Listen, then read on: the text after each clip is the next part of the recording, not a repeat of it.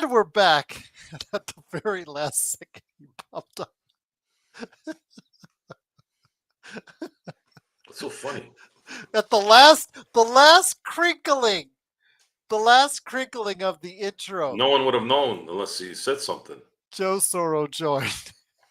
It's Gerald Glassford from the Lakers Fast Break Podcast. How you doing out there? Hopefully you had a great day. Hopefully you're thinking and talk about the Lakers, but it is the Lakers Fast Break Podcast. It is Gerald Glassford. Thanks again for watching, listening. Truly appreciate it.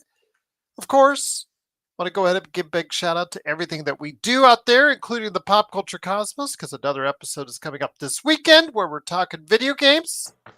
The end of Ubisoft in the near future. We'll find out. We'll talk about that, plus things more on the Pop Culture Cosmos PC Multiverse. That's wherever you get your podcasts. Joe and I had an episode of Inside Sports Fantasy Football covering Week 14 in the NFL. So go ahead and check that out at Inside Sports Fantasy Football. Also, as well, all right, send Jeff a link. Okay, I will send Jeff a link. All right.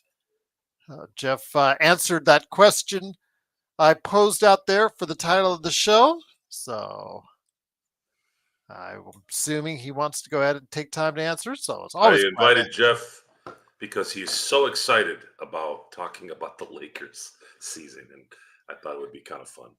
Oh, he's a good man. So yeah, absolutely. Anytime he can stop on by, it's always good to have him here. Of course, go ahead and check out his channel, subscribe and like today to go ahead and get his latest shows on the Dodgers and the Lakers when he decides to cover them again. But he's mainly covering the Dodgers Struggling. and who they may be getting in the offseason. So please check that out because he's doing a great job on that. Also as well, Lakers in 5. Of course, John McKaylee channel, Daniel Berry Sports Highlights. Yo, the Lakerholics crew, they will. You notice, Joe, as soon as everything hits the fan, of course, the Lakerholics all want to get together on Saturday. So, yes, they're all going to have a chit chat. I'm going to schedule that out here. So, yes, you'll see them on the weekend. I just posted for our members the latest Fiverr by Jamie Sweet. 5 things right there. Or go ahead and check out Laker Tom at Lakerholics.com. There's also, of course, Legend 350 going to the game tomorrow. Atlanta and the Lakers, which we'll cover here on playback.tv/Lakers Fast Break. And also as well, Stone Hansen.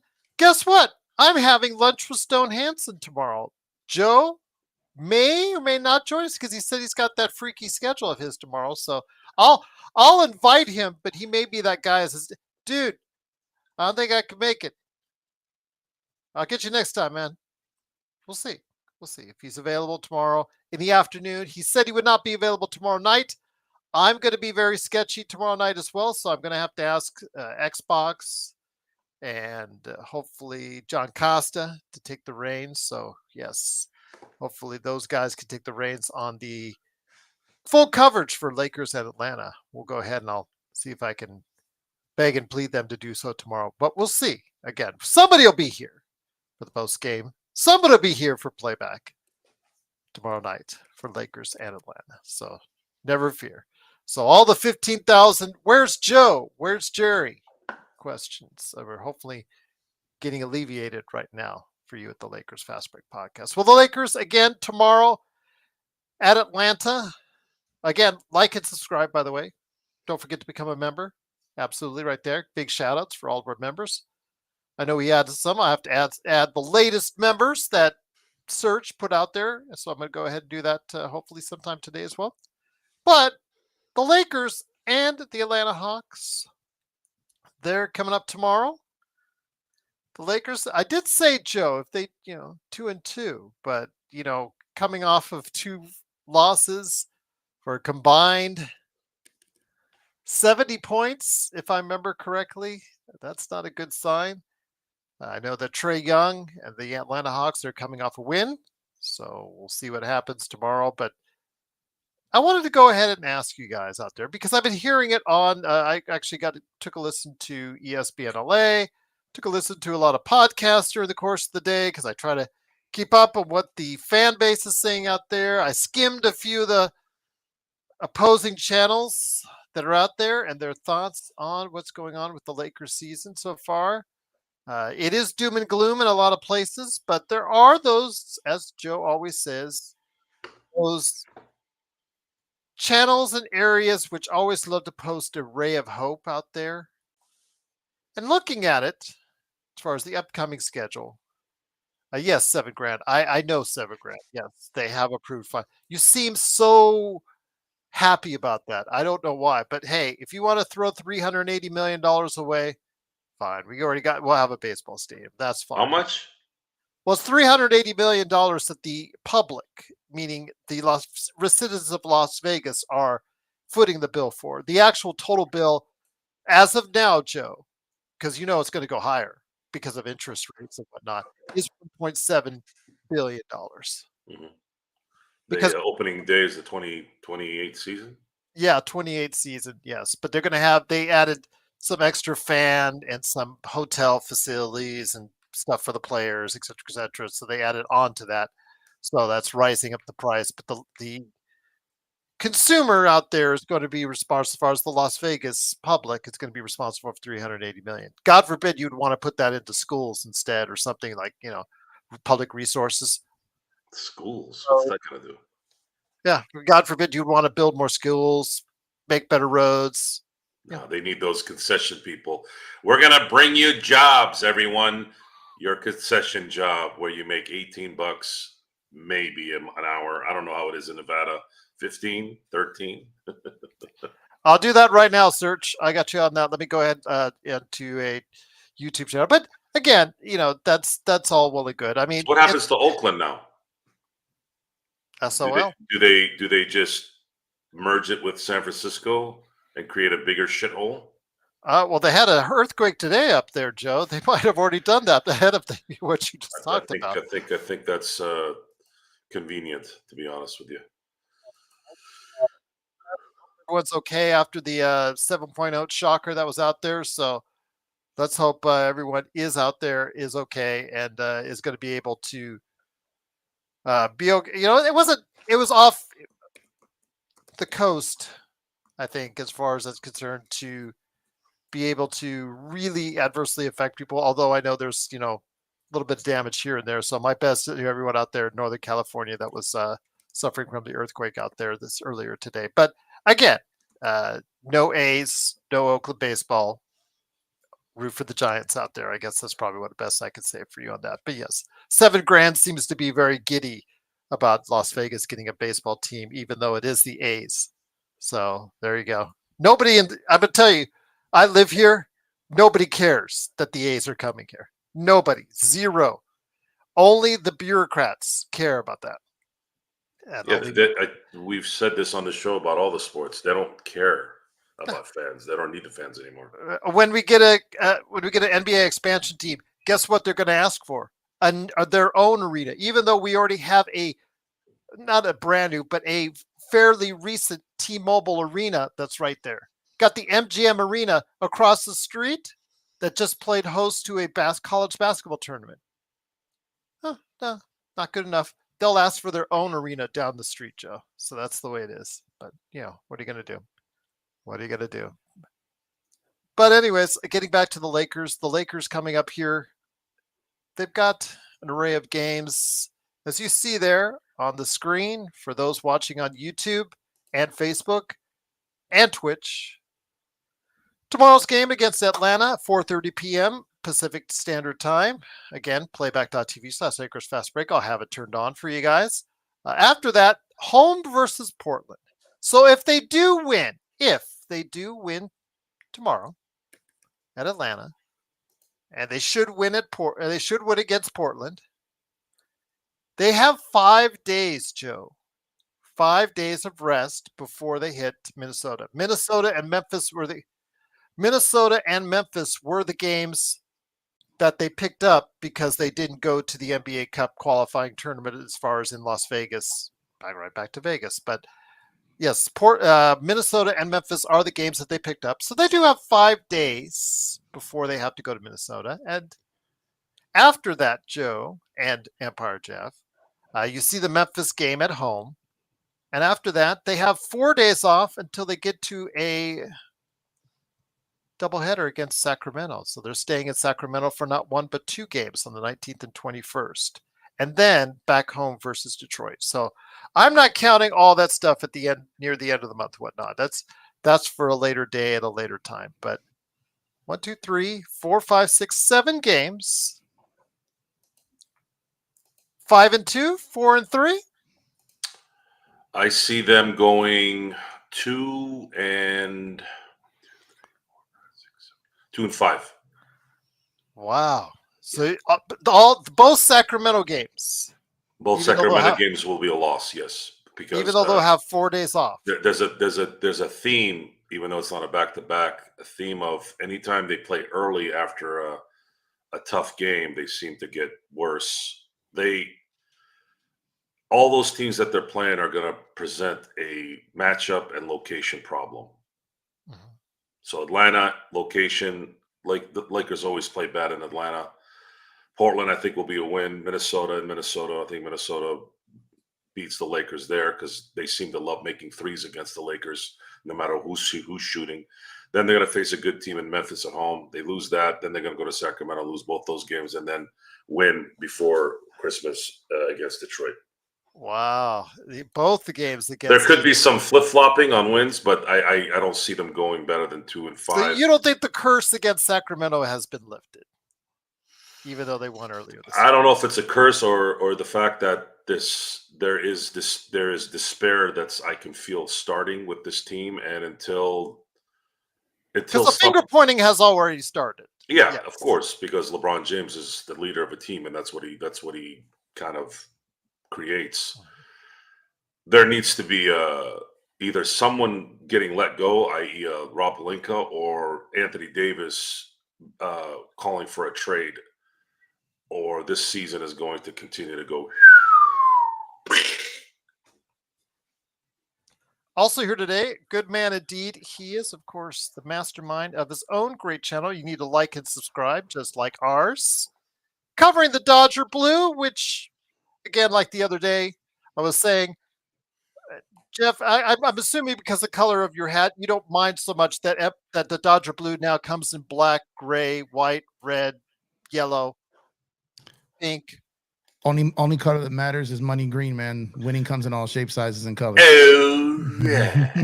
No, everybody in the brings out. results business, Gerald. Okay, well, Well, the only great reason, for all that. the reason I say that is because I Just told kidding. Joe this the other day. I said, ever since the Dodgers won the championship, everybody now brings out their Dodger blue or Dodger hat, and I see more reds, Dodger red hats, white hats, yellow hats, gray hats. I've Now got the 'em gray, all. your hat looks really good. I gotta admit I like that because I'm a gray and black guy. But as far as the reds, that one just gets me. Just the Dodger red.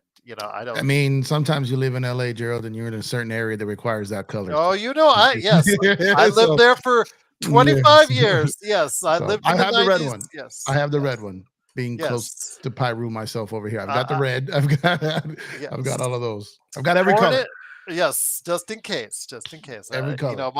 My daughters asked me if that was still a thing, the red and blue, blood and Crips. I'm like, yeah, it kind of still is in certain areas, LA. Just be careful. But it is, of course, Empire Jeff. Great to have you here, my friend. So, again, I'm hearing all these other shows trying to provide, as what Joe and I don't often do, the glimmer of hope out there for individuals out there. Sometimes unrealistic hope, as you know that they do sometimes because they want to garner viewers, ratings, etc., and they'll do anything in order to get it. So I pose the question, which of course you already answered quite succinctly. But if you looked at it normally about 2-3 weeks ago, we would probably say that upcoming schedule that maybe looking at a 5-2 when the Lakers were 10-4, everybody was high on them. They were calling Joe and I to eat olives. We were looking so bad on our predictions, etc. So now that the tide has changed and the Lakers have basically gotten at each other's throats. LeBron has looked like he's 40 years old. Of course, AD has been missing in action now for days. Your thoughts? I mean, I'm assuming you already know. You already said the Lakers doesn't look like they can right the ship in your eyes as well. It's funny you said the word ship, because the whole time you were talking, what was coming to my mind was the band on the Titanic, and that's Laker Nation right now. Anyone It's been an who honor thinks- and a pleasure, gentlemen. Oh, that one's good. That's a good one. So look, I'm a diehard Laker fan. I bleed purple and gold, yada, yada, yada, all this, right? My whole life, my entire life, everything. Let's get these pleasantries out the way, right? At the end of the day, when they were 5-2, when they were 10-4, I have not believed in this team since December of 23. It's the same team. No coach was fixing this. I know it was very easy to pin every single thing on Darvin, but it was never going to be that case. I have been unfollowed and blocked and everything because I've been saying that for a year. Darvin was a problem, but he was far from the only one. Now, let me say this, and one of the interesting things that I saw today, as far as the memes that are out there, happens to be a side-by-side comparison. And wouldn't you know, while the Lakers are 12-10, guess where they were at this time last year? It was 13-9. I'm not saying this, in no way am I saying that Darvin Ham was a neither am I. Is better. Yeah. Neither am I. I'm just saying, based off records, people are just saying, aha, look, look, Jeff. They're wrong too. They're wrong too. So the thing is this. Darvin had to go. Darvin should have never been hired in the first place, right? So I never fully blamed Darvin. Darvin should never have been here, right? He wasn't qualified for it. So I never fully blamed Darvin for everything because he was just within the budget, right? So my thing with Darvin is I never liked the fact that the Lakers allowed the entire team to undermine him the entire season. And by allowing them to do so, he felt it was okay to do so. And now they're about to start doing that to JJ because the Lakers never drew a line to not allow that. So you're already hearing JJ talking about players not paying attention in huddles. Well, what does that sound like? Now, JJ's not going to look as stupid drawing on a whiteboard as Darvin, but the end result is the same. So for me, no, I answered to the title of your question. No, there is no turning around. I have them going 1-6 in the next 7 games because they're going to have 2 schedule losses, 2 idiot losses, 2 trap losses, whatever, any type of loss, cliche loss you can have. Despite the 5-day and 4-day rest periods between a couple of those games, I feel like I'm just only putting that as a caveat. No, I get it. Yeah, you know why, Gerald? This team has shown me nothing to make me believe that they can put. And I'm not saying together. I disagree with you. No, I know not that. Saying at all. I know that. But I just wanted to make sure because there is that 5 and the 4-day rest periods because of the NBA Cup. They put that in there. Look, they could play these next 7 games 3 days apart between each game. This could go 21 days. This stretch. I still don't have them winning more than maximum of 2 games right now. This team does not look like a team that is ready to compete. This team is not connected. This team is already looking for excuses. This team is already going to start leaking stories. It's all coming. It's all coming, right? We knew this because this is the same team that did that last year. So you swap out Darvin, the guy who puts his hands in his pockets, the guy who says the most retarded things at a press conference you could ever think of, with the guy who throws tantrums at press conferences and walks off. Right. So if he does that on camera, imagine what he's doing in the locker room, behind the scenes and all this. So the Lakers had Darvin on this side and they went and got JJ on this side. They got 2 totally different ends of the spectrum. Now, they really needed someone to be the polar opposite of Darvin. Yes. But in reality, they probably needed someone a little in the middle. And because JJ's so erratic on the other side and just looking completely like he wants to choke people out. Right. So slam another chair again. Yeah. So I mean, look, I coached basketball for 15 years, right? I can spot plays, counters, things that are gonna come. You guys have heard me on playback. I've called out plays before they happen. Like, so what I'm saying is like JJ put some nice things in. But as I was saying at the beginning of the season, what's gonna happen come December, January when things fall off the track? Right now, it's all good vibes. Everyone loves the vibe. It's always like that in the beginning, right? Then when there's challenges, when things fall off, this team has a habit of pointing fingers at each other. The only difference this time is Braun can't do it because this is his guy. So you saw that thing with McMenamin in the locker room, and he just, nope, JJ, whatever JJ said, back him up 1,000%. Whatever JJ said, I back him up 1,000%. Did you hear what he said? I don't have to hear it. I back it up. Total different, right? Because that's his guy. He stamped it. He has to. But the rest of these guys, it's very similar. JJ has done a lot of the same things that Darvin did. Benching D'Lo after a handful of games. He had benched, Reeves. He shuffled the lineup, all kinds of different things. He's doing pretty much the same things Darvin did. The only thing is that, he calls more timeouts. He uses his challenges. He holds the guys more accountable. There are a lot of things he does better than Darvin. The problem is it doesn't matter because Joseph, the word results are not there. And at the end of the day, this team is going nowhere it's currently constructed. It's not. It's just not. So there's no light at the end of the tunnel. There is no hope right now. The only thing the Lakers can do is do their best to try to convince us that there is. But contention, nope. No way in hell. Even if this team figures some things out, there's no way in hell this roster is a contender. No way. It wasn't last year. It wasn't this summer. It wasn't in preseason. It's not now. And it won't be even if they make a trade. It's not going to happen.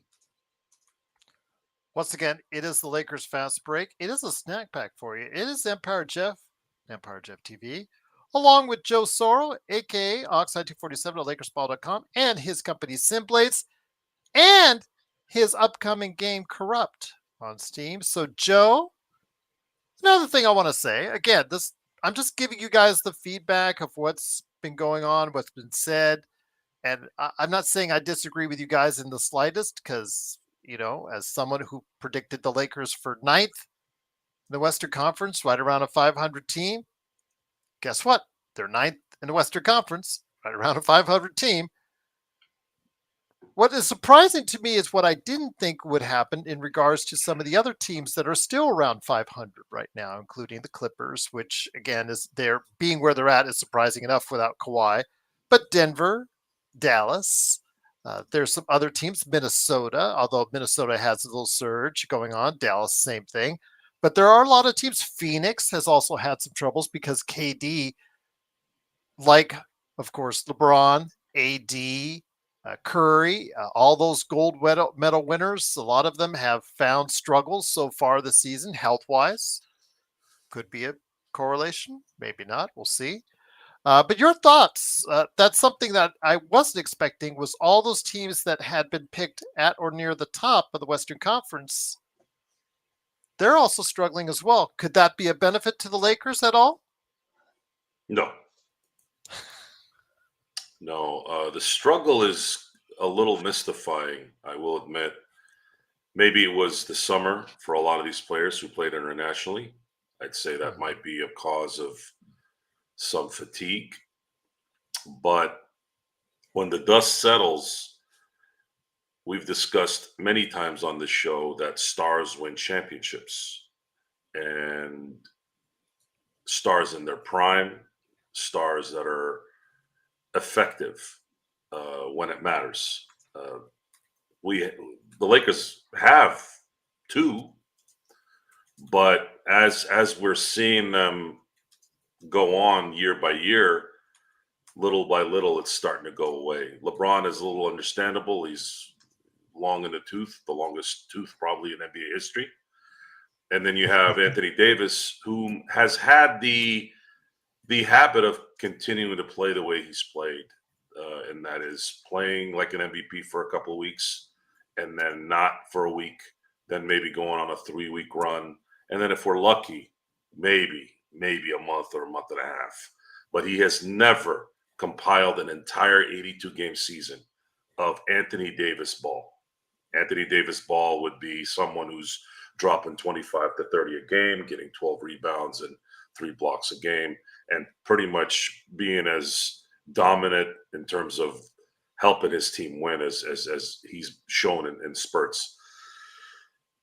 And being that the NBA is kind of spread out a little bit more, pardon the pun, you have marginal players that are making shots more now than ever before. And it just so happened that the Lakers don't have any of those guys. They don't even have one. I thought they had one or two, but they don't have them on a consistent basis. And then you have to factor in the biggest problem is those who are sitting up top. If you don't, it's a trickle down effect. Ownership, middle management plays a huge factor. Unless you're crazy people like Shaq, Kobe, Michael, and Pippen, and those guys back in the day, because those guys had to deal with some managerial issues as well, because there's a lot of ego, and there's a lot of whatever. But these guys are not equipped mentally to continue to win and deal with the flea market-like organization that Jeannie Buss and Rob Pelinka have created here in the last 3 years. And I am not exaggerating. This looks like and I might be insulting people who have been doing flea market work for the last 20 years, to be honest, because I've actually seen some pretty amazing stuff there.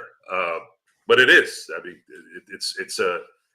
to say it's a shit show is an understatement, and it's been trickling little by little and little by little. This has been a 4 or 5 year thing. This is not just after the Westbrook thing. This started really around COVID, and just personality wise, there was decisions being made that not necessarily were basketball decisions, but more personality decisions, and that always seeps into the business. People. The reason why I work alone 90% of the time is because I make it very clear that I don't have problems at home. I don't have jerk off friends. I don't get in trouble. I don't do junk. I drink because I do. I don't have to. And with that, I don't have any vices. I don't come to work and go, oh, I had a rough day. And that yet everybody else does that. And I can't do it. Just can't do it. Can't do it, And this is what they do. This is what Jeannie does. And that's why that old therapy stuff, videos that she does with her canines and her husband and all that stuff that doesn't matter. Those are all signs that there's no focus in handling business. Jeff, do you see Andrew Friedman walking around with some depression case, emotional thing going on, or Brandon Gomes? Like, these guys are strapped. I didn't even see Joe Davis doing that. We don't even see Joe Davis do it, and he's always kind of like a nice guy on the air with probably one of the greatest voices we've ever heard. Mm-hmm. It doesn't match at all. And I would say maybe Oral Hershiser has a little cheese there, but he's always been that guy, so we're used to it. Mm-hmm. But you don't see that. You see business. I'm all for having fun, guys. I'm drinking wine while we're doing a show. I get it. But you got to handle business. You're nursing that Merlot, aren't you, man? Well, you're not supposed to drink wine like you're drinking beer. I sometimes have the problem doing the same. Yeah. He's had it like all week long, I think. Yeah, but my guy didn't really. I think this might be like a 2%er. I drank 3 glasses the other night. I might as well have drank grape juice. Tastes good though. Arthur Johnson on the super chat said, "What about 2 trades, Emperor Jeff? What would make them contenders?" And he's glad to see you, as we are, join the show today. Thank you. Would that make them contenders? 2 trades? There are 2 trades that could make them contenders. If you could trade LeBron for Kobe, and if you could trade AD for Shaq. Outside of that, no, not just kidding. The 2 trades that you could make probably wouldn't be enough, because here's the thing: you're not trading AD, you're not trading LeBron. So kind of the similar problem is going to be that the problem is, and this is, I almost have to like give disclosures every time I say it, because I don't want to come off like I'm bashing the guy, because I'm not. But the truth of the matter is, the elephant in the room is LeBron James makes $50 million. And it's impossible really to upgrade this roster without sacrificing depth to get a guy who could really impact this team. But at the same time, so you know what the Lakers are? The Lakers are a major movie studio who has the movie stars, but a really horrible script and a really horrible movie, but people showed up and watched it and it broke records. They're making a ton of money. People are showing up to watch it, but they're not winning any awards. And that's essentially what the Lakers are right now. And from the Lakers standpoint, from Genie's standpoint, they're living large, right? They're making the money. LeBron's making his money. It's almost like, okay, if you're LeBron, how are you supposed to be? And I know I'm going a little away from the question, but it's because this really is the answer. It's really hard to ask LeBron to take that pay cut when they're sitting back making all that money off of him, but expecting him to take the cut and then them making ignorant decisions to who they're going to surround him with. So you end up in that weird scenario where he's just like, I don't really trust them to get it right. So why am I going to take less when they're back here collecting all the money and I'm supposed to take less? It's that weird paradox there, right? But can I go back at you on this as far as some of the issues, as far as that, as someone who's a basketball savant, as he has called himself or paraphrased himself at times about how he is, as far as the game of basketball is concerned, a billionaire already, as far as that. I understand as far as the money he generates for the team, but understanding where the Lakers are at as far as the salary cap, if he claims that winning a championship is the be all end all each and every year, you make those sacrifices knowing what you're up against when you go into that second tax apron. Plus, like you said, those decisions Rob Pelinka made are inexcusable as far as at the back end of the roster. A lot of unusable players that are not going to help your rotation or your team at all. But you add one more on a 3, maybe 4-year guaranteed contract in your son. Did that help as well? No, like that. Like I said, he's done. There are things. Like I said, I'm not trying to come off like I'm bashing LeBron, but I'm also going to give him his credit here too. Like Shaq never took a pay cut. Kobe never took a pay cut. Like understood. No. You know what I mean? So I understand. Oh yeah, that last contract to Kobe's. Kobe. Yeah, but that was right though. Contract. That was 20 years of you did this for us for 20 years. So of course. Funny thing is, the Lakers have probably made the amount of money off LeBron in 7 years. They've made probably they've made a ton of money off him. So I understand that portion. There's probably some kind of like backroom, like, look, you just keep coming back. We'll keep paying you and this type of thing. However, but if we're talking about realistic trades that can happen, like, I mean, you guys really think that like D'Lo, Rui, Gabe for Zach LaVine puts us over the top? I don't. Do you think that same package for Trae Young puts us over the top? I don't. So what you do is you end up probably in the same place you are now, contention-wise. But now you got a guy with 3 or 4 more years with crazy money on your books. Now that money does appear to be less on the cap as the cap smoothing continues. But you still got Zach LaVine with shaky knees. You still would have a dwarf point guard in Trae Young who can't guard anybody. So it's like, if you go the depth route, right? Like if you split up depth for other depths, you're taking your pieces for on a team that isn't winning, for pieces on another team that isn't winning. Like I said, I don't see anything out there that fixes this version of the Lakers. So I actually agree with the Lakers not giving up picks to fix this mess, because I legitimately believe that when AD and Braun went to Rob and kind of was like, I think we should do this Russ deal. Now he did it. He could have told him no. And then when he agreed, Genie also let it happen. So it was Braun and AD, then Pelinka agreeing to do it, and then Genie signing off of it. All their hands are dirty here. But I believe it's like, I'm not digging you out of this. And I think that's where they are. And I don't think that they should give up their future to save this team, because I still don't think it would save this team anyways. And their future would still be cooked as well. So, I agree with you on that. But as far as Bronny James, no matter how much Joe and I hated what they did in regards to Bronny James, Joe loves Bronny.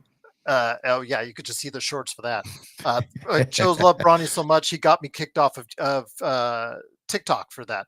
But I will say, when it comes to Bronny James, he has made the company already more than what his salary is being paid for the season. So if you looked at it from a financial standpoint, yeah, it pays for itself. But from a personnel and player standpoint, it's another non-usable player for the Lakers rotation. That just is another individual who cannot help you win right now. Now, Arthur Johnson says, and thank you again for the super chat. Very kind of you to do so, Arthur. Said LBJ offered to take a $20 million pay cut. They didn't want to come in the summer when he offered. Funny how that got out, right? And killed the Lakers' leverage of any deal to get anyone for that said discount, right? Because then you gave a guy like Klay Thompson leverage to demand more money because LeBron's taking a pay cut to get me. You pay me more. Funny how that leaked, right? So no one would make it possible for the Lakers to sign them. Kind of. Sounds like bullshit. So at the end of the day, look, I'm not. I got to reiterate because And I'm who's not sending out these narratives? Is Yeah. it I'm not team, bashing. or is it? Yeah. Well, is it look, Rich Paul some said of it. the Lakers. Rich Yeah. Paul Okay. said it. Well, there He you go. flat out said it. That the whole LeBron taking a pay cut came from Clutch. Of course. Why are you gonna take the Lakers' legs out from under them like that if you're trying to help them? All right, sorry. I'm getting excited. Let me. Oh, you're good. You're good. You're good. That's Joe's. You're not begging anything like JJ, so you're good, man. Yeah, You're no. good. What I'm saying is, I'm gonna have to bang the exit button here in a second, though. But I just don't understand the need to tell everyone your next move. To me, that sends a sign that next move was never coming to begin with. You get what I'm saying? So it's like, if you're going to sit back and tell the world that you're going to take a pay cut and then say specifically for these players, not only did you say you're taking the pay cut, but you gave the list of players' names. You just look. Rob is there's not a lot of defense could be sent his way, but in that one, you kind of took his legs out from under him there. In that situation, and if I'm Rob, I do not trade future picks for this team. Now, not saying not for AD, like for AD's future team, like if Bron retires this summer, which I'm not convinced he's going to do. If Bron retires this summer and you go all in on AD, that's fair. And if you can trade for someone that would then play with AD and you can get him now, okay. But it's not going to save this season. It's not. There's no trade out there.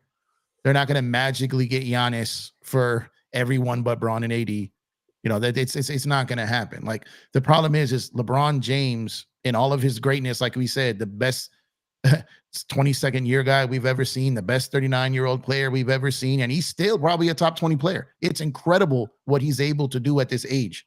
But the problem is when you got Anthony Davis, because he's been labeled street clothes now, he's out there playing every night, so people can't give him that narrative, but he's not right. Plantar fasciitis, all these issues.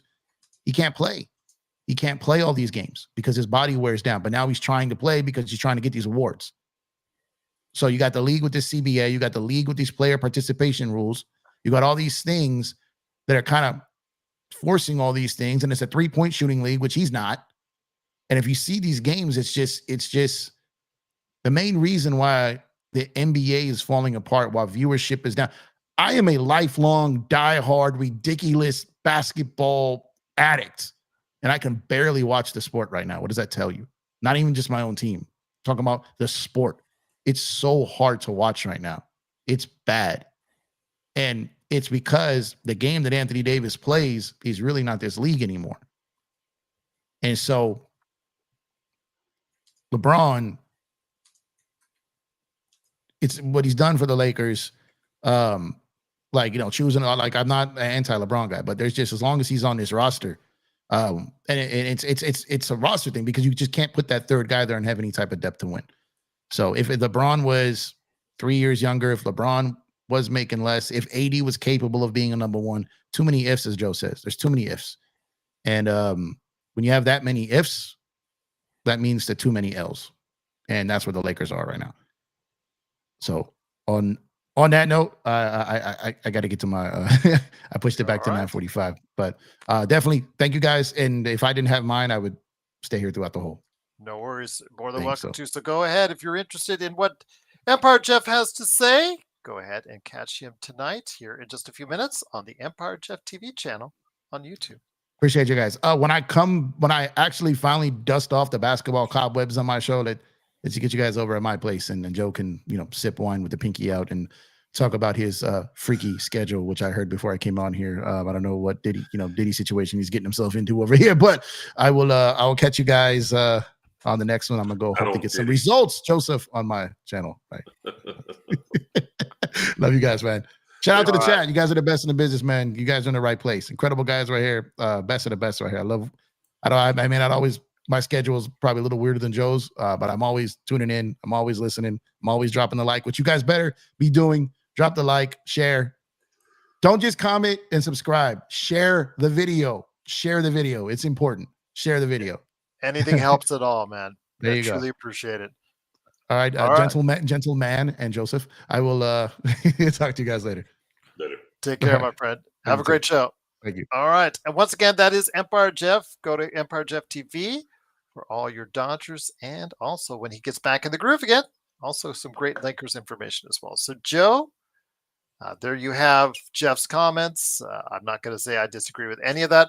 $7,000. I did want to say that because he was picked so late in the draft, Bronny is slotted a certain amount of money, and he can only sign a certain contract because he was a second-round draft choice. And they wanted the guaranteed number of years for Bronny, the 3, with a team option for a 4. So that's what they did as far as that money is concerned per year. But he makes a cut from the merchandising sales, so he'll be fine. Plus, his dad has got a little money, so he'll be fine. But, Joe, that doesn't help us all. We've got another player on our roster again that's not going to really help us for the now. And the now is not looking real great at 12-10 tomorrow against Atlanta. Both you and Jeff have not spoken well about the future, near future for the Lakers. I don't know if there's any trade out there that could really fix the Lakers and put them in a right direction. There's no major trade scenario like happened that happened like 2 trade deadlines ago for the Lakers where everything fell into place, and when they found themselves with a team that drove them to the Western Conference Finals. I don't see that magic happening again for Rob Pelinka. I don't see the assets for the team for that to happen again.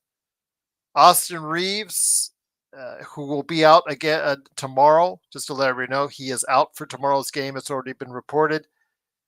Maybe his contract might get you or garner something, but even then, dollars-wise, it can't get you a whole lot.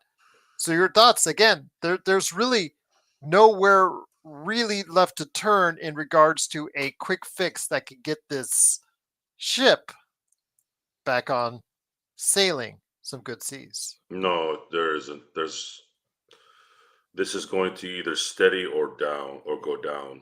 Either way, steady would be AD having a good game, guys shooting shots and making them more than they're missing, and that's essentially it. But the hard part too is defense. That there's not going to be a likelihood that anyone on this team is going to play defense other than maybe AD and to some extent maybe Rui. I don't really know who you would pick. Maybe Max Christie. Gabe Vincent seems to have deteriorated in that area since his injury. So, and that happens when you have a knee problem. Derek Fisher was a very good defender the first 5 years of his career until he had ankle surgery. The year the Lakers went back to back, which was 2001, he was able to benefit from that shooting wise because he was immobile. He shot nonstop during that time and was a catalyst in destroying every team in the Lakers' path during that time. He had 15 of 23 pointers against San Antonio during that sweep in the Western Conference Finals. But so yeah, I've seen what knee and ankle issues can do to a defender, and it looks like Gabe Vincent is there. You have D'Angelo, who's never been good on D. Your main defender or perimeter defender is not likely going to play this year. If he does, it'll be too late. And Jared Vanderbilt, and then of course Austin Reeves and LeBron James are not going to really scare anybody there. As much as effort as they can put in, it's just not realistic that those guys are going to be effective for a 48-minute game in and game out. This is a young man's game, and it also is a great player's game. You have to have both, and then you have to have the right plugs and role players that can contribute game in and game out in a exchanging of the cape type situation. The Lakers have too many guys that are playing on the regular that don't belong in the starting lineup, and there are players on this team that don't belong playing more than 20 minutes as well. So there's no way this can get fixed. There's no talent out there that will change it. They could make a trade for a couple players and essentially kind of make the future worse for themselves, but they're not going to. It's not going to make a difference to where they're going to have any shot at winning a championship, despite the parity that Adam Silver has napalmed on his league.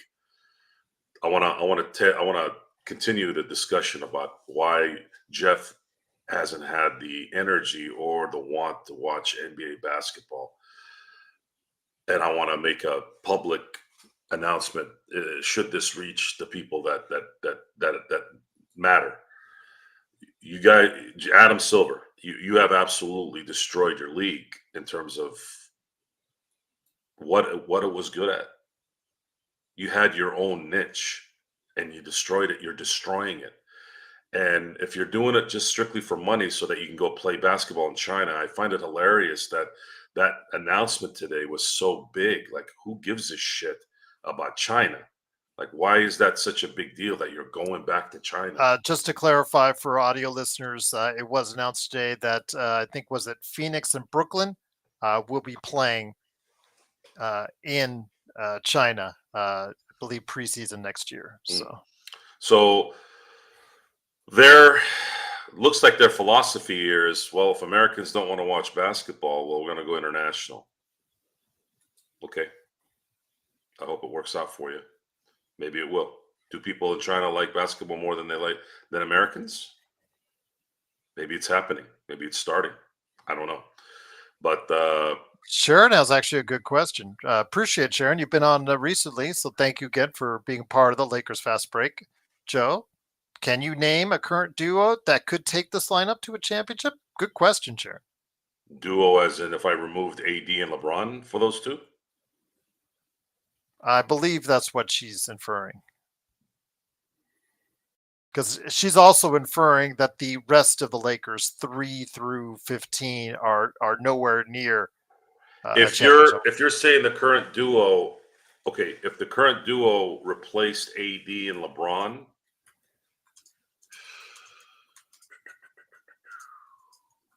I'd say Luka and Jokic together. Might. Because they're Luka would be able to get these guys involved. Luka is kind of a level and a half below LeBron in his prime right now. Luka could be a level away. I don't think Luka, as great as he can be or as great as he is, he's never going to be LeBron. That's just not going to happen, because LeBron has freakish athleticism and Luka doesn't. If you had Luka and you had Jokic is going to be able to feed the ball at the right spots for a lot of players, shooting wise, and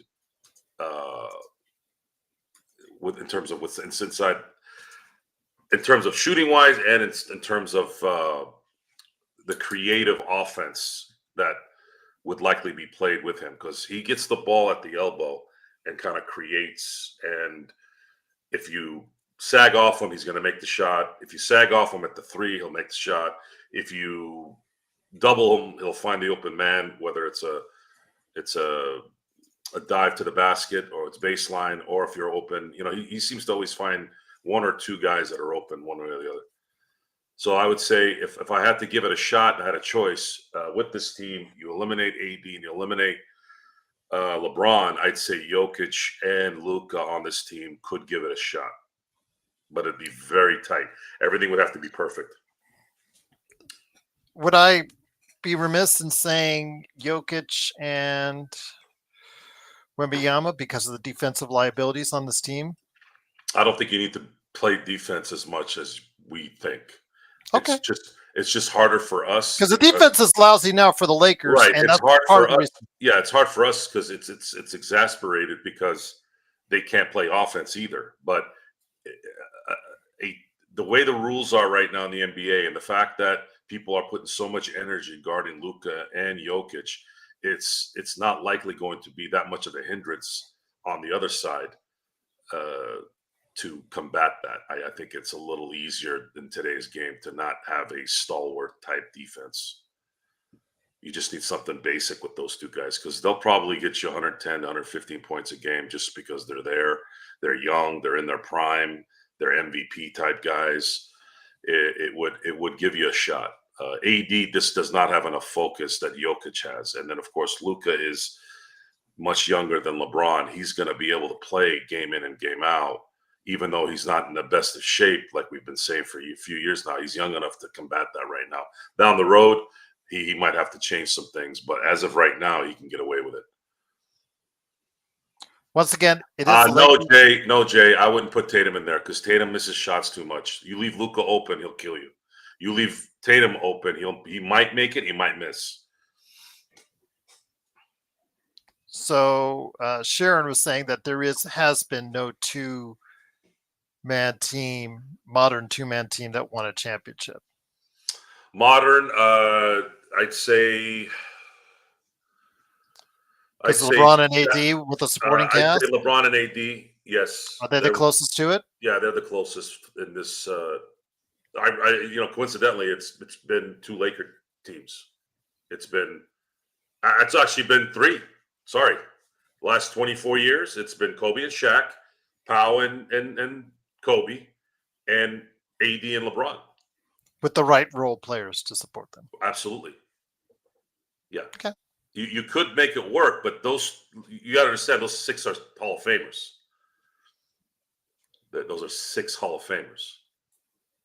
And two of those guys, when they were in their prime, were slaying 10-man beasts, eight-man rotation juggernauts and the Kings. Like, I don't think people really truly understand how amazing Shaq and Kobe were when they were winning those championships. They beat some really good teams. The Spurs, the Kings, the Portland Trail, but they have to go through a lot of stuff to get those titles. And again, that's how it works, of course. They never ran into any team at any point in that time where that you weren't like, could this be? Obviously, after the second game in the 2001 series against San Antonio, you were like, all right, I think they got this. But there was a thought going into the Western Conference Finals in 2001, even though they were undefeated going in. I was like, oh man, the Spurs are a 1 seed. Whew. I hope, let's get these guys in 6 or 5, right? But we all saw what happened there. Spurs didn't have a chance. It's so funny, Black, because every year it's the same thing. Dallas gets off to a slow start, and it's like Luka is always out of shape. Oh, look at Luka, he's out of shape. Look at Luka, he's out of shape. He's just playing himself into shape. How out of shape could he have been because he played during the Olympics? So, or at least the Olympic, the qualifying as far as is concerned. So, how out of shape could he have really been in? But they've won 6 in a row, so he looks good now. Well, look, here's the deal, guys. You tell me. I'll ask you all a question. Does Jokic look like he's in good shape? Jokic never looks like he's in good shape. No. And do you remember a guy named Tyson Fury? Yep. It's recent history. That was kind of a joke that didn't come through. You should have said someone like Butterbean. Well, Butterbean was not. He was a novelty fighter. I'm talking about a real fighter. Real. Yes, this is Tyson real. Fury. Like real. Tyson Fury would never win a Mr. Olympia. Did Tyson Fury look like he had eaten broccoli and lean steak, during his fights? No. Hell, Andy Ruiz beat a Adonis in Joshua, at least for one fight. It's some guys can handle the stamina better than others. Now, Luka can handle it now because he's young, but he will have to figure out what he needs to do health-wise when he gets into his 30s. That will come. That will rear its head. The thing with Jokic is he's a big. He doesn't have to move a lot anyways. Luka has to move. Luka has to get shots off. And I know a lot of people out there that don't know anything about basketball, even though they've been watching it for years. Do you have any idea how hard it is to get a shot off in the NBA? They make it look easy. So when somebody says, "Oh, he needed 40 shots to get his 35 points," you ever shot 40 shots in an NBA game? I guarantee you, if I go play, you go play in an NBA game, even in good shape. See how many shots you get off with those trees all around. There's a reason why Kobe's elevation took him to almost a 40 vertical. I'm exaggerating, of course. Point is, you have to get elevation. You have to get space. You have to get to a spot before your defender can cause an issue. That's what basketball in the pros is. You think it's easy. It ain't. So Luka has more energy to expend than, let's say, Jokic. And that's always the case when you're a point guard versus when you are a big. But at the moment, if somebody came to me right now, Sharon asked the question, and I'm going to answer it. I'll give you two players that you can pluck to replace AD and LeBron, and you have and let me know if you think it'll give you a shot at winning a title. Absolutely, I would feel very comfortable and engaged if I had Luka and Jokic on the same team, even with these ass wipes that they have in terms of depth. Not like Reeves or Dalton Connect. I'm talking about the other guys. The guys. So, Frank, you're saying that Luka didn't play in any of the qualifying rounds for the Olympics at all? So. Yeah, I don't know. I didn't pay attention, but I think he's right. Okay, if that's the case, then he had every opportunity to get out of shape, I guess, before the start of the season. But as Frank will tell you, death, taxes, and Luka comes into a season out of shape, but always works himself into shape and goes from there. But yes, that always happens every year. But again, Dallas. Shaq used to do that. Yeah, he used to use the except season. for 1 year. Only 1 year that happened to be his MVP season. They keep saying every year, Frank, and you know this. They keep saying every year he comes in out of shape. Every single year he comes out of shape, supposedly. So you're closer and tighter with the Dallas Mavericks than we are. So you'll have to let us know. But even though you hear it, I mean, I hear it every single year that he comes in out of shape. But again, he looks like he's in shape now. The Dallas Mavericks have won 6 in a row. They're 15-8. They're third in the Western Conference. Their struggling start is now behind them. They're tied with Memphis, a team that we're going to have to play in the next few games. So we'll see what happens with that. But again, the Lakers start off with a game tomorrow in Atlanta. I'll have it available for you guys. Playback.tv/Lakers Fast Break for those wanting a VIP pass. But Empire Jeff was saying 1-6. He was thrown out there. Is that as low as you would go as well? I wouldn't be surprised if they only won 1. Maybe Detroit starts to continue to improve and they lose that game at home. That could happen. I have Detroit and the Portland game as wins. Everything else will be a loss. So you're saying 2-5. Mm-hmm. So even the games, even though they'll have 4 days off heading into Sacramento for those 2 in Sacramento, you don't even think they'll split? Because the other day you said they'd split. Yeah, the talent is bad and their focus is shit. Okay. Whether they're gonna, I don't. Whether it's 3 days, 4 days, I don't know how that makes a difference, really. Okay. I don't like this team. I didn't say I like them either. I'm just. I don't like anything about them, honestly. I think they're a joke, and their management and their ownership is a joke, and I can't stand looking at LeBron James, and AD's starting to make me sick too. It's just a bunch of guys that don't give 2 shits, and why should we? And it's been there. It's been there. It's interesting. My human side sometimes gets the best of me. It comes in and says, "Joe, what the hell are you doing?" But I've been fortunate in my life to react quick and still be right most of the time. Most people that react too quick are usually getting themselves in trouble. No, I'm not talking about getting kicked out of TikTok. That was actually a benefit. And my initial reaction to the draft, I did sit back and said, maybe I shouldn't have done that. But as things are developing now, it's becoming more and more clear. Yeah. I said what I said leading up to the draft, and it played out The exactly. human, the way it human is. side comes out sometimes. I don't want to be negative. I don't want to be cussing at people I don't know. Mhm. I don't want to do that. But it comes from a frustration when you know something is wrong, and then on top of that, you have people that have all the resources and all the ability to make the right call, and it's not difficult, yet they continue to make the wrong call. I think that's frustrating. I think that's the frustration in life. I'd say that's the one thing that drives people mad is how is this dumb idiot running a multi-billion dollar or multi-million dollar business? I'm 10 times smarter than this person, but yet they're the ones that have the benefits of this, and I'm sitting here trying to make a living and pay a mortgage and doing all that stuff. It's the part in life that's not fair. But the fairness can get flipped a little bit for about 2 hours on a show.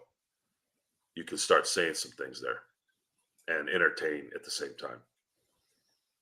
I Yeah, don't that's dis- what we try I to do. don't hate Jeannie. I don't hate Rob. I don't hate anybody. I don't hate LeBron. I don't hate anyone.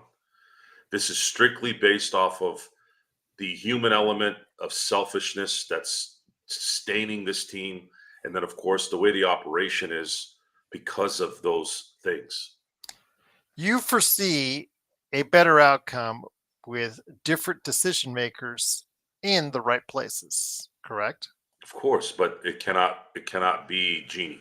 Jeannie is not capable But of being that's it. what I meant. That's part of that decision making Yeah, process. but she has to do something smart, which is the frustrating part. Because if she's smart enough to know how to run a business, she'd be smart enough to know when to let it go too, which she doesn't seem to know. Okay.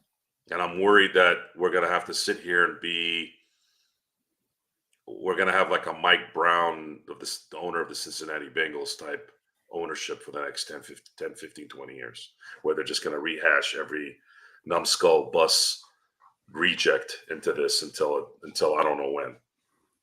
I will say though, Joe, if the Lakers surprise you and surprise me and go into Sacramento next week uh, with and get 2 victories out of that in Sacramento, I think the hot seat or the seat will get very warm for Mike Brown. Speaking of Mike Browns in Sacramento, Joe, your thoughts on that? Because they're 10-13 now, and it's not looked very good. You've got De'Aaron Fox that's miserable. He did not request a trade publicly, to our knowledge, although that was heavily rumored. But who knows? He could be another star that could be on the move as well. Uh, it's interesting. I think that JJ Redick would have done better with the Sacramento team than they would with the LA team. I think Uh, that DeRozan fit is just does not fit well. I don't want to say it's Westbrook like, but it just didn't fit with no, what they yeah, it do. didn't work, but I think it's still early a little bit. You might need to let it kind of marinate a little bit, and then at Oh the end yeah, of the yeah, year, still doing it. in the end of the year, the Celtics, when Ime Udoka was coaching his first year, there was a lot of issues up until around December. They had a team meeting, and then everything went back to everything kind of went forward and advanced to better basketball. This culture of let's get rid of somebody at the drop of a hat is taxing and it's exhausting. And we're in this. We're in that right now, but it's a little different because this hasn't really even been a post Westbrook trade thing. It's actually, if you really look at it from a wider space, the Lakers haven't won more than 50 games. They've won. I'm sorry. They've won one. They've had 1 year where they've won 50 games in the last 14 seasons. So I'm gonna bring up the records here real quick, so that you guys kind of see how things have kind of progressed since Dr. Buss has passed away. Because I think that's where it all started. Really, it's not an accident that when he checked out, that this particular trend started. So here, I'll read it for you. So right now, we were 2012. Where am I looking at here? Yeah, okay, there we go. So 2012, just so everybody remembers, 2012 was a lockout schedule. They only played 66 games. So I know that kind of puts a damper in that, but I'll work it up, and then you'll kind of see where I'm going at. Well, I'll post it up there. Hold on. Yeah. So 2012, they won 41 games. The following year, they won 45 games.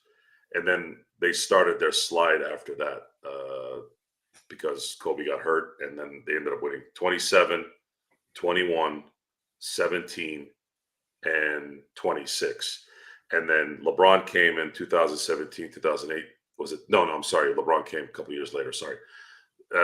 2017, 2018, they won 35 games. And then 2018, 2019, LeBron came. They were sort of playing well, and then he got hurt on Christmas. The groin injury. Right. And then everyone else, and then everyone got hurt. Lonzo, everybody. And they ended up winning 37. Then they traded for AD that summer and put together a pretty damn good team. They won 52 games playing 71 games that year, which is kind of crazy because they didn't play 11 more games, yet they still won 50 games. So beyond that, then they dropped down to 42. Again, that was the COVID schedule where it was only 72 games. Then it was 33, 43, and 47 last year. Looking at it, Joe, since when's the first season you say is fully under Jeanie? Well, technically, the first was when she got rid of her brother, but I consider the Buss family all in one, other than Dr. Buss. Okay, when did that happen? They fired Jim and got rid of Kupchak after the 2018 season. 2018 season or the 2013 season? Well, 17, 18. So 17 was. That's what's hard about basketball is they're cut into 2 years, and I always consider that year as the later year, the 18. Like this year is the 25 season, right? Okay. So they fired Mitch Kupchak and Jim Buss, and Jeanie took over the team and hired Magic and hired Pelinka the summer of 2017. But under her auspices, Or would you say 18, 2013, 2014 is where it started? Mhm. So that's 1 losing season, 2 losing seasons, 3 losing seasons, 4 losing seasons. So you want to just use Jeanie's time? Is that what you're saying? Yeah, that's basically what I wanted to try Because to Dr. address. Buss died in 13. I just find it's coincidental that he got sick really bad in 12 and then died in 13. And that was when everything started going to shit. So they've had 1, 2, 3, 4, 5, 6, 7 losing seasons during that period of time, Joe. And in 13 seasons, they've only had one 50-game, 50-win season. Mhm. And I mean, I guess the closest they got as far as their second most wins was 47, which was last year. So they've been a mid team for almost a decade and a half now. This isn't something that just happened recently. This has been kind of their MO. This is not it doesn't look like they have any idea. The Buss family has any idea what they're doing. Jim didn't know. She got a reprieve during that 1 year, and they ended up screwing that up because they traded everybody that mattered in terms of role players. So even when they built it right, they screwed it up. Magic screwed up the Zubats trade. I mean, that was dreadful. And you got rid of KCP. You got rid of guys like Kuzma, which I know he wasn't the best player around, but the guy did a lot of good, and he was young. And he's better than any role player here right now, other than maybe Connect and maybe Reese. So there's a trend here that's been going on. And they traded all our picks. It's been a dumpster fire. These guys continue to feed the dumpster that's on fire, and it's been a while. This isn't just the last 3 seasons. So I wanted to clarify because Brian was asking about after they next year's pick, which we don't have, but actually Atlanta has it because they just got it traded from the DeJounte Murray trade. I wanted to go ahead and mention that they do have one other pick, 2027. If it falls between in the first 4 picks, they own it. If it goes anywhere else, Brian, it goes to Utah. So essentially, it's Utah's in 2027 unless the Lakers win the lottery. Unless they really tank, yeah. Yeah. So there is one more draft pick we have to worry about, first rounder, which is the reason why they can only bundle the 29 and the 31. Otherwise, if they wanted if somebody wants the 2026 pick, the 28 pick, or the 30 pick, they have to get it by itself. They can't bundle it with any others. So there you go, Joe. And mind you guys, since 2014 when they didn't make the playoffs, before that year, the Lakers had missed the playoffs in total since 1946 5 times. 46 was when they first were in existence. So there you have it, everyone. And they managed to 1, 2, 3, 4, 5, 6, 7. And in the last 13 years, they've missed the playoffs 7 times. They've lost in the first round 3 times. Brian, that's because I put that up. Okay, I got it. I'm not investing any more into this team. Oh my gosh, that's so funny. Is it registering a little bit more now? I didn't want to say this before because I wanted to save it for the right time. Mm-hmm. This was the right time, I believe, to really have it hit home at how bad Jeanie Buss is, because there's been some people that are like, man, dude, the Lakers just won a championship 4 seasons ago. Why? Like, Jesus, you guys are such this, and that, which I've given an answer to that. I'm like, well, we're the Laker fans. This needs to be the competition is they set the stage for this. They're supposed to win or at least compete. They're running their team like James Dolan did for so long until he had to finally hire somebody to do something. He finally swallowed his ego and hired the World Wide West people. And will Jeanie have enough love for her team and love for what her father created and allow this team to be in the hands of someone that's not in the family? It's time. No one in your family can do this. You cannot bequeath your business to your siblings or she doesn't have any kids, but if she had kids, that's not the first time, folks. Some people, if you want to use a good example, Marcus Aurelius in the Gladiator movie, he knew his son wasn't equipped to take over his kingdom. He gave it to his number 1 general because he knew his general could handle it. Jeanie needs to have that mindset. She needs to start she really needs to get that in her mind here the next few years, that she needs to take this team and put it in somebody else's hands that's capable. And they do have someone on the books that can do it. And it's not AEG. AEG is just as slap ass as she is. They're absolutely tanking right now. I don't know how the hell that happens, but a bunch of morons running video game operations, apparently. Before we head on out, guess who's here? And guess who's dropping another great question, Joe? Mr. Wheeler. That's right. Robert Wheeler says, Joe, do you think right now it's more likely the Lakers miss the playoffs or finish as Miss the top playoffs. I predicted they would miss the playoffs before the year started. I picked them 11th. So did Stone. Mhm. Jamie, to my memory, picked 10th.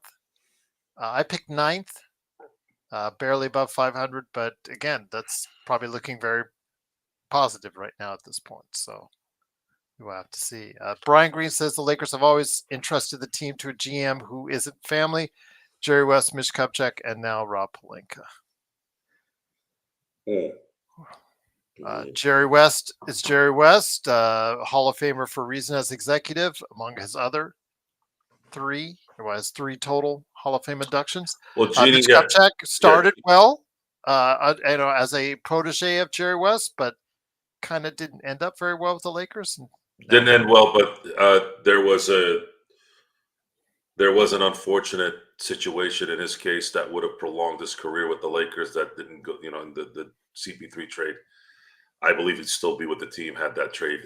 Maybe he would have eventually stepped down, but under his own accord. He probably would have gone the route of Dang and. Correct. Yes. I believe he got. I'd say he got scapegoated incorrectly. I'm sorry. I can't. I can't. Much like how I can't criticize Doc Rivers anymore because it goes beyond. It goes beyond the game sometimes. But in Mitch's situation, it is involving the game. It also involves the fact that he is an ethical and good person. The fact that people were making fun of him, and I'm talking about people on message boards because he didn't tamper, he didn't break the rules, and people were kind of laughing at him for that. I just thought that was kind of in poor taste, and that kind of made me start to like him even more. And Mitch did have 4 losing seasons before he parted ways with the team. Just to let you know. So I know people are asking in the chat. Well, Jim busted, not him. Well, I'm just saying he was the GM for Mhm. 4 seasons before he and the team parted ways. 4 losing seasons in a row. So people are asking, oh, is Rob going to be fired after the end of this season? I mean, if you want to use the past as a precedent, the answer is it has to get a lot worse before Rob will be let go. But using that as just a precedent, maybe times are different now, so we'll see. But yeah, this is where we're at. Again, Joe and Empire Jeff, they're not the most optimistic. You out there, let us know what you think about the next 7 games. Do you think the Lakers can find any kind of success in the next 7 games? So please let us know. Remember that the Lakers do have a period where they get 5 days off and another where they get 4 days off. When you determine that, what you think they'll do over the course of the next 7 days. So I'd love to hear your thoughts on that, either in the comments below if you're watching this after the fact. You could also comment to us on Spotify, and I've got a great comment from Spotify before we head on out, Joe. Or if you become a member today, you can let us know there as well, and I'll be updating the members here in just a little bit. Plus, I'll be scheduling out also on Friday afternoon, lunch with Stone Hansen. Can you make lunch with Stone Hansen, Joe? At 12 p.m. I might have to be mobile on that one. Okay. I got a very busy day tomorrow. Pale Fox says, didn't the Lakers have to spend some cap money in choosing Moskov or bad contracts? Remember, they were the first 2 contracts, period, in that free agency. They were signed immediately, or they were announced immediately. Only Mozgov was. Dang, there was talk about Dang not signing with the Lakers because they offered him a 3-year deal. Then they guaranteed him a 4th, and he stayed. Well, his name was already being name dropped as soon as that bell. Yeah, hit. but they were not. They were worried he were going to lose him, and they threw in the extra year. Of course, that was just terrible. PTSD. Rasul says 2 and 5. So he has what you guys have as far as it's concerned. Eric says 2-5. Yeah, 2-5, which means they will be sitting at 14-15 after that 7-game stretch. Pretty much where I thought they'd be, about 500 right around December. And there you go. Mhm. Well, once again, we'll have lunch with Stone Hansen tomorrow. And then after that, I will have it up. I don't know how much Joe and I will be available tomorrow because he's going to be traveling, and I will as well. I will be mobile as well for much of tomorrow evening. So I don't know how much I'll be available, but I'm going to try and see if John Costa can cover for us, and maybe even Xbox, Sean Grice. So we'll see. That's why I get a lot of people to help out. They do such a great job here, because they want to talk to Lakers just like you guys as well. So definitely looking forward to seeing what the Lakers will do tomorrow. But Joe, good crowd tonight for an off day. Please head over to Empire Jeff before we head out. But before I go ahead and comment, one last thing. Any last thoughts before we head out? Yeah, I had good luck to everyone for the next 60 games. Oh, there you go. It's going to be a long season. But we'll be here to entertain and analyze, or analyze. And Danny Ferry got in trouble over Deng also. Yeah, Deng was a lightning rod for. Well, this comment had something to do with Yes.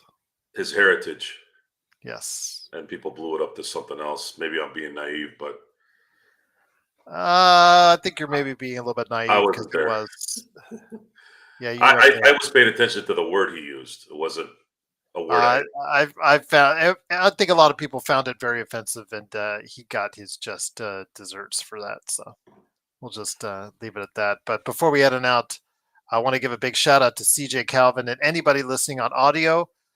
He sent me a line that says we were the #1 show on his Spotify Unwrapped. So I'm very thankful for that. If you have us anywhere in the top 10, we'd love to know on your Spotify Unwrapped. We'd love to hear it.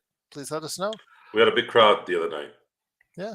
It was, did about almost 1,500. Yeah, it's looking good, guys. Keep it up. A search will tell you, what did we lose? The numbers come out. People love therapy when they're sad, and we are that therapy. I guess so, because we vent. We're those guys that just throw stuff at the television. So, but yeah, I guess people like that. So yeah, whether they win or lose, please gravitate to our show and our channel. Like, follow, and subscribe. Become a member today. Again, I dropped the latest 5 things article for members right there for you from Jamie Sweet. So go ahead and check that out. And speak of Jamie Sweet, he will be hosting on Saturday the Lakerholics crew. Saturday, they haven't said 11 or noon yet. They haven't finalized it, but yeah, they are ready to speak up on what's going on with the Lakers, because Laker Tom has a thing or two to say about that. I don't know if Sean. They added Sean to the mix, so maybe even Sean will be there. So I don't know. We'll see. But Joe, it's been great having you on. Are you heading over to Empire Jeffs right now? Yes, sir. All right, you go there, my friend. Enjoy. Send them our best. From all of us right here at the Lakers Fast Break Podcast.